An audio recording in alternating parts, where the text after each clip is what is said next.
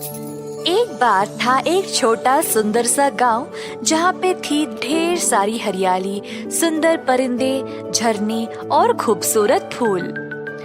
उस गांव में रहता था एक जवान लड़का और उसकी माँ। माताजी रोज की रोटी कमाने के लिए कठोर परिश्रम करती थी, पर वे तब भी बहुत गरीब थे। एक दिन माताजी गई जंगल में और कुछ सूखी लकड़ी जमा करके ले आई। जब तक वह घर वापस आई, छोटा लड़का इधर उधर खेल रहा था। माँ ने अपने बेटे को ऐसे लापरवाही से खेलते हुए देखकर रोने लगी। अचानक से उसको कुछ ख्याल आया। माताजी ने लड़के को बुलाया और वो सूखी लकड़ी उसको दे दी। फिर उसने अपने बेटे को लकड़ी बेच के कुछ खाने के लिए लाने को कहा। लकड़ी का ढेर सर पर रखकर वह बाजार की ओर निकल पड़ा। वह कभी भी बाजार नहीं गया तो उसको व्यापार करना पता ही नहीं था। वह एक दाने वाले के पास गया। लड़के ने सब कुछ देखा और अचानक उसकी नजर एक चमकीले बीज पर पड़ी। लड़का सोचने लगा कि यह बीज चमक क्यों रहा था।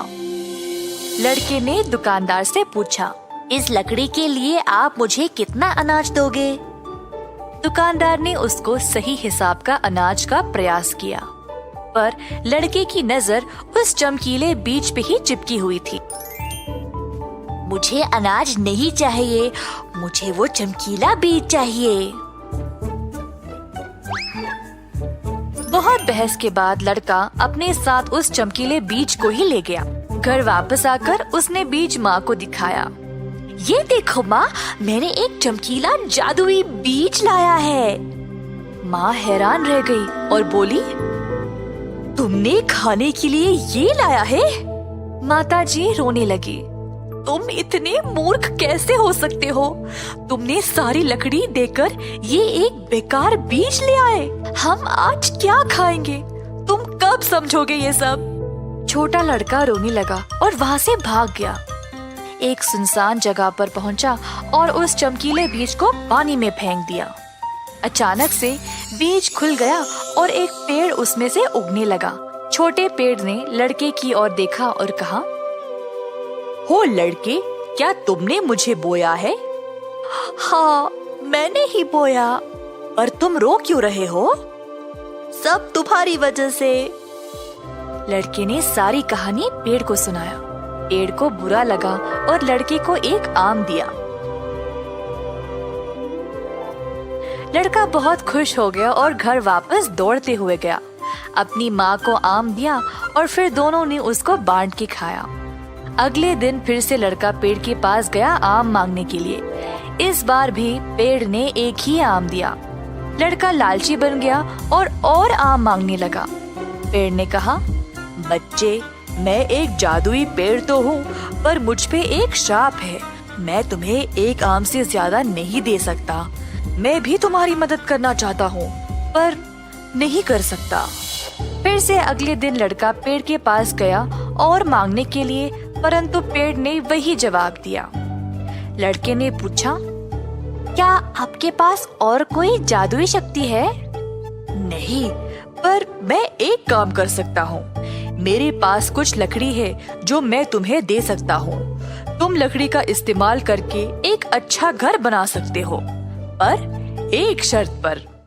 मेरी लकड़ी देने के बाद तुम मुझसे एक भी डाली नहीं काट सकते और काटने की सोच भी नहीं सकते, एक भी नहीं। अगर तुम ऐसा करोगे तो तुम्हें बहुत महंगा पड़ेगा और फिर मैं तुम्हें उससे नहीं बचा पाऊंगा। मुझसे वादा करो कि तुम ऐसा कभी नहीं करोगे।